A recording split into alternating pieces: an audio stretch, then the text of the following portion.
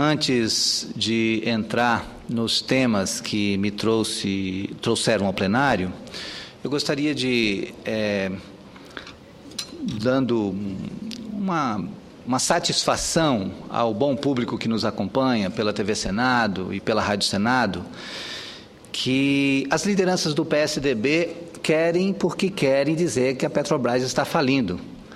Eu não sei a quem interessa querer passar para a sociedade que o maior patrimônio nacional, que foi preservado pela coragem do presidente Lula, pela coragem da presidenta Dilma, que continua sendo uma empresa absolutamente superavitária. Imagine só que ela teve um lucro líquido em 2011 de 33 bilhões de dólares. Em 2012, esse lucro líquido foi reduzido em 36%. Ela teve uma redução do lucro líquido. Ela não entrou em déficit.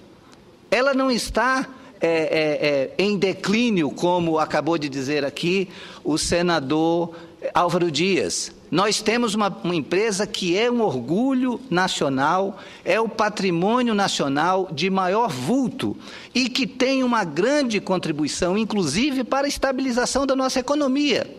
Se a Petrobras teve verdadeiramente, em 2012, uma diminuição dos seus lucros, é fato, mas a contribuição social que ela deu para que, por exemplo, a gasolina para o consumidor brasileiro fosse a um preço acessível, porque se ela tivesse que se pautar apenas pelo lucro, certamente a gasolina utilizada pelo consumidor brasileiro estaria hoje a um preço muito maior.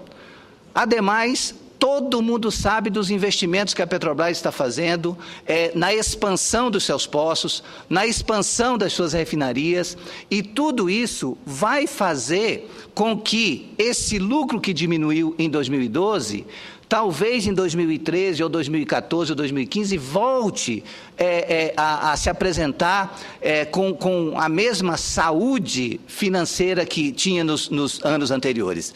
E, a nosso ver, parece que o PSDB tem uma intenção deliberada de enfraquecer a Petrobras para satisfazer a ganância daqueles que a querem privatizada. Assim como já privatizaram tantas outras empresas que poderiam estar dando lucro para o Brasil, como estar dando lucro à nossa Petrobras, eles tentam agora diminuir a Petrobras para favorecer a sanha daqueles que querem a Petrobras privatizada. Então, o que a gente quer passar para a opinião pública, para os acionistas, os milhões de acionistas da Petrobras, é que a Petrobras é uma empresa sólida e vai continuar, sim, sendo um investimento de grande monta para todos que são signatários dessa empresa, que são acionistas dessa empresa. E, da mesma forma, quero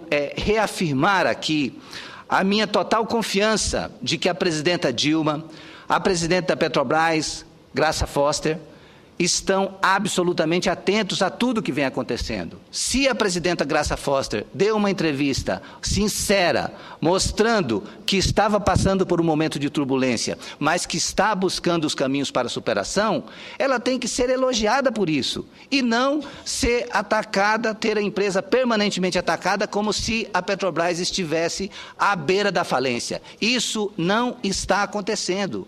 O PSDB está querendo fazer acontecer aquele chamado fenômeno estouro da manada, que é como se fosse um susto que fizesse todo mundo correr ao mesmo tempo e causar, inclusive, um risco nacional. Mas não há motivo para isso. A Petrobras é uma empresa sólida, ainda que possa ter algum tipo de investimento que mereça explicação, como o senador Álvaro Dias apresentou aqui, e certamente tudo merece explicação, porque nós estamos vivendo na época da transparência pública e todas as atitudes dos agentes públicos merecem explicação. Então, é certo que, se tem necessidade de um pedido de explicação, que se apresente o pedido de explicação. Mas querer dizer que a Petrobras está marchando a passos largos para um caminho de falência exagerar demais, é querer colocar um patrimônio nacional num patamar inferior ao que a Petrobras merece estar. Então, essa é a minha posição. Tenho certeza de que tanto a presidenta Dilma quanto a presidenta da Petrobras, Graça Foster, e toda a equipe técnica que estão à frente desse grande patrimônio nacional, saberão tomar as atitudes protetivas para que essa empresa não venha sofrer nenhum tipo de risco. Mas, senhor presidente, gostaria mesmo de ocupar a tribuna hoje para falar, em primeiro lugar, da agenda muito positiva que tive a honra de participar com o governador Tião Viana no último final de semana. Estivemos nos municípios de Assis Brasil, Brasileia, Chapuri e Epitaciolândia, na última sexta-feira, fazendo parte de uma agenda que o governador tem realizado em todos os municípios do Acre, para apresentar exatamente o plano estratégico para 2013 e 2014. E o mais interessante é que nessa região do Vale do Acre, nos municípios de Assis Brasil, Brasileia, Epitaciolândia e Chapuri, foram exatamente os municípios vencidos pelos partidos que fazem oposição ao PT lá no estado do Acre, que foram o PSDB e o PMDB. O PSDB administra a cidade de Assis Brasil, de Epitaciolândia e de Chapuri. O PMDB administra a cidade de Brasileia. E em todas essas cidades, o governador fez questão de estar presente com a sua equipe de governo, fez a apresentação do plano estratégico e anunciou o conjunto de investimentos que estão sendo realizados em parceria com essas prefeituras. Então, foi um ato, assim, muito importante para mim ter participado e, principalmente, porque eu senti um clima de pacificação da política. Isso, para mim, é fundamental. A gente teve processo eleitoral, cada um fez a sua campanha, fez a defesa do seu candidato, mas, passado o período eleitoral, é chegado o momento de juntar as forças para fazer o melhor pela população de cada um dos municípios. Então, esse clima de cordialidade e de respeito institucional que eu pude presenciar em cada um desses municípios, seja em Assis Brasil, onde a gente encontrou com o prefeito Betinho, seja em Chapuri, com o prefeito Everaldo, em Brasileia, com o prefeito Everaldo, em Epitaciolândia, com o prefeito André Assem, e depois em Chapuri, com o prefeito Marcinho. Todos esses prefeitos fizeram questão de ressaltar a importância dessa relação institucional de altíssima respeitabilidade que está havendo com o governador Tião Viana. E no sábado pela manhã, nós fizemos uma agenda no município de Tarauacá. Foi uma agenda também muito impactante, porque foi para várias tribos indígenas. E nessa agenda de Tarauacá, a gente pôde ouvir de lideranças indígenas, e eu destacaria aqui particularmente a fala do líder Kaxinawá, Manuel Kaxinawá, da nação Kaxinawá, que ele fez um relato do quanto que os investimentos de governo são importantes para que os indígenas, as comunidades indígenas, tenham melhores condições de vida e, dessa maneira, elas possam prestar um serviço de proteção da floresta. Se a gente tem a possibilidade de fazer um grande movimento de preservação da floresta a partir do fortalecimento dos povos que habitam essa floresta, que cuidam dessa floresta, então eu não vejo o melhor caminho. E, nesse sentido, eu faço aqui um cumprimento especial ao governador Tião Viana, ao secretário de Meio Ambiente, Edgar de Deus, ao secretário de Produção Agroflorestal e Pequena Produção, Lorival Marques, e aos demais integrantes da equipe de governo que puderam mostrar toda a sensibilidade com as nações indígenas do Acre, com uma política de proteção, de fortalecimento e de instrumentalização das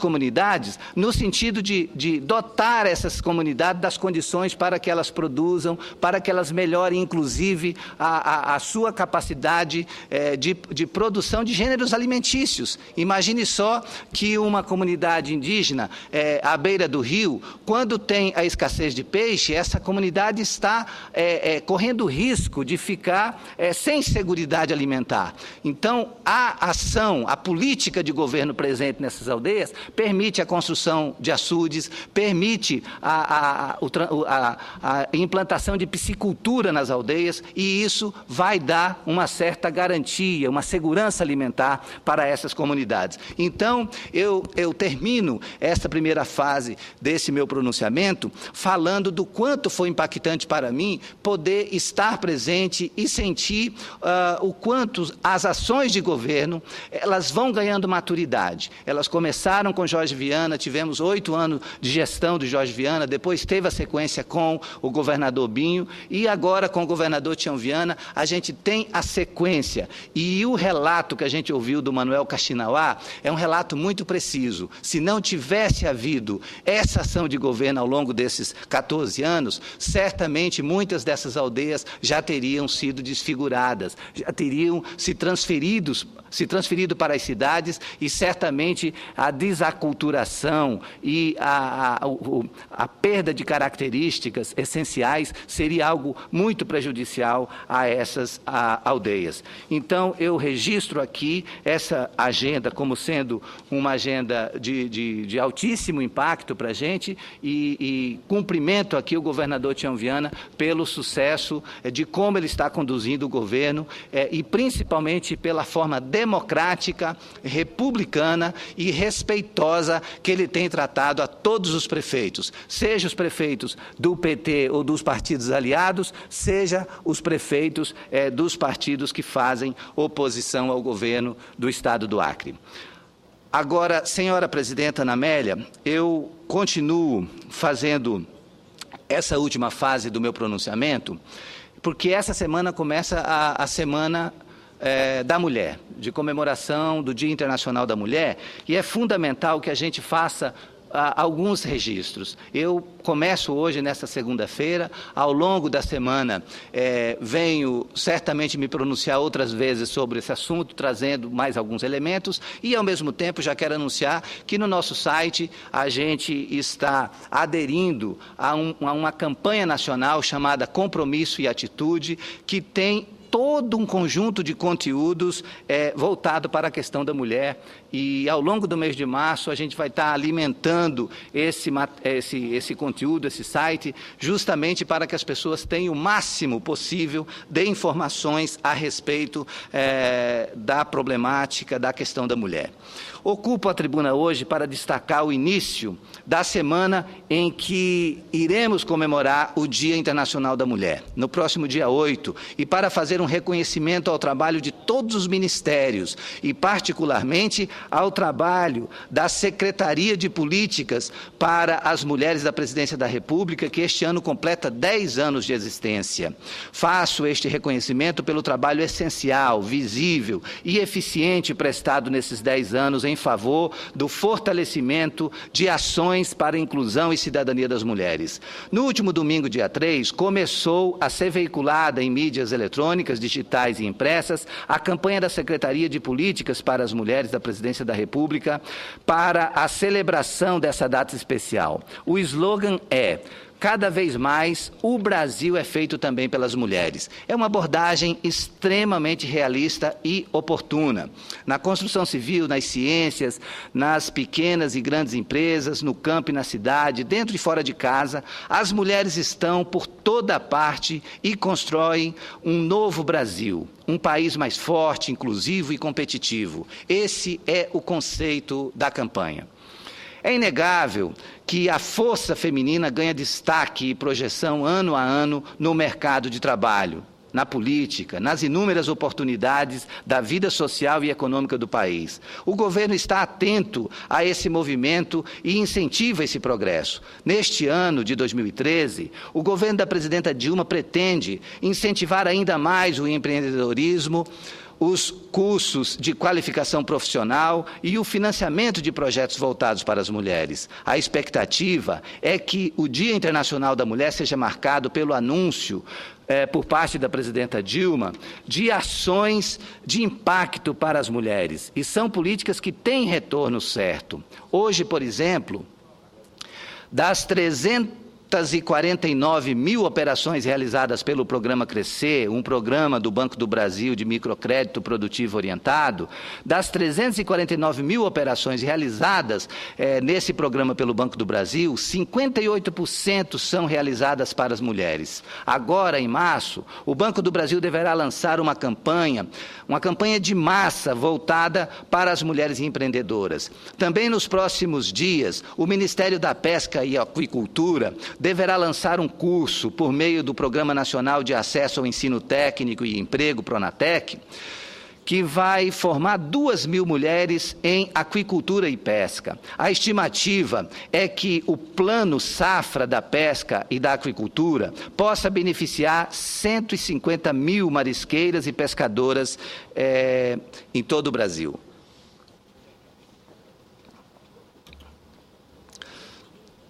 Na sexta-feira passada, dia 1º de março, a Secretaria de Políticas para as Mulheres da Presidência da República lançou 2 editais públicos para financiamento de projetos nas áreas de trabalho, saúde, educação, gestão, poder e diversidade. Com isso, estados, municípios e instituições sem fins lucrativos terão prazo de 45 dias para apresentar propostas de ações em favor das mulheres. Essa preocupação e essa estratégia em favor do crescimento pessoal e profissional da mulher revelam a síntese de uma evolução do papel feminino no mundo produtivo. A mulher de 2013 percorreu uma grande trajetória até aqui. Saiu de longos expedientes em fábrica no século XIX para assumir nas últimas décadas posições de destaque e a conquista de direitos que antes eram exclusivos dos homens. Fica cada vez mais distante o sombrio 8 de março de 1857, quando operárias de uma fábrica de tecido de Nova York fizeram greve e ocuparam a fábrica para reivindicar a redução da carga diária de trabalho, que era de 16 horas, para que se transformasse numa carga de 10 horas, para reivindicar salários iguais aos salários pagos aos homens e, principalmente, reivindicar um tratamento digno. Mas, naquele ano, a ação corajosa resultou em tragédia. Em retaliação à greve, as tecelãs foram trancadas na fábrica, que foi incendiada e levou à morte de 130 mulheres. De lá para cá, a luta pela igualdade feminina permaneceu viva e, pouco a pouco, conhece maiores conquistas. Isso é louvável, mas sabemos também que, se por um lado a capacidade feminina conta hoje com mais reconhecimento, infelizmente ainda convivemos com o desafio de conter a violência contra as mulheres. E também, senhora presidenta Ana Amélia, nós precisamos realçar a necessidade de revisão de conceito por parte de alguns magistrados, quando se trata de avaliação de crimes contra a mulher. Um artigo escrito e publicado recentemente por uma militante do Instituto Negra do Ceará e do Fórum Cearense de Mulheres, a militante Francisca Sena, por exemplo, relata com indignação o episódio no qual a vida de uma mulher foi equiparada a uma lata de manteiga, na chamada dosimetria da pena aplicada a 2 delitos absurdamente diferentes. No artigo de Francisca Sena, que passo a ler neste momento, está escrito o seguinte, abre aspas, passo a ler a íntegra desse artigo porque ele me causou fortíssimo impacto. Em 2006, o noticiário divulgou o julgamento de uma jovem de 19 anos, empregada doméstica, por ter tentado roubar um pote de manteiga num comércio em São Paulo. O roubo foi evitado pelo dono do estabelecimento. A jovem foi denunciada e foi condenada a 4 anos de prisão em regime semiaberto. Já em outro episódio, em fevereiro de 2008, Antônio Francisco Araújo da Silva cometeu um grave crime no interior do Ceará, na cidade de Ubajara. Espancou todo o corpo e deu marteladas na cabeça de Francisca das Chagas Oliveira, conhecida como Fran, mulher com quem era casado. Francisca, depois de muito machucada, inclusive com afundamento da caixa craniana, desmaiou em meio a tamanha agressividade. O desmaio fez o agressor acreditar que ela havia morrido e, por isso, ele parou com seu ataque de fúria. Francisca sobreviveu, mas, em decorrência desse crime brutal, até hoje tem sequelas que alteram radicalmente a sua vida. Toma medicamentos, vive submetida a tratamento psicológico, perdeu 50% da audição e sofre com dores no braço direito, entre outras dores do corpo e do espírito. A dor e o transtorno da família de Francisca das Chagas Oliveira também não podem ser esquecidos. No dia 27 de fevereiro, finalmente Antônio Silva foi julgado no Fórum Clóvis Beliváquia, em Fortaleza. Ao final do julgamento veio a sentença. Ele pegou 4 anos de condenação em regime aberto. O argumento de que o agressor não tinha antecedentes criminais, funcionou mais uma vez para abrandar a pena.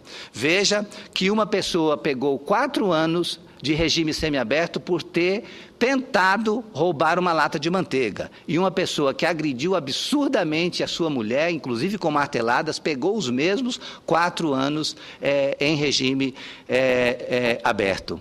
A condenação de Antônio Francisco Araújo da Silva foi mais amena do que a da jovem mulher que tentou roubar uma lata de manteiga, alegadamente para ajudar a aliviar a fome de seu filho.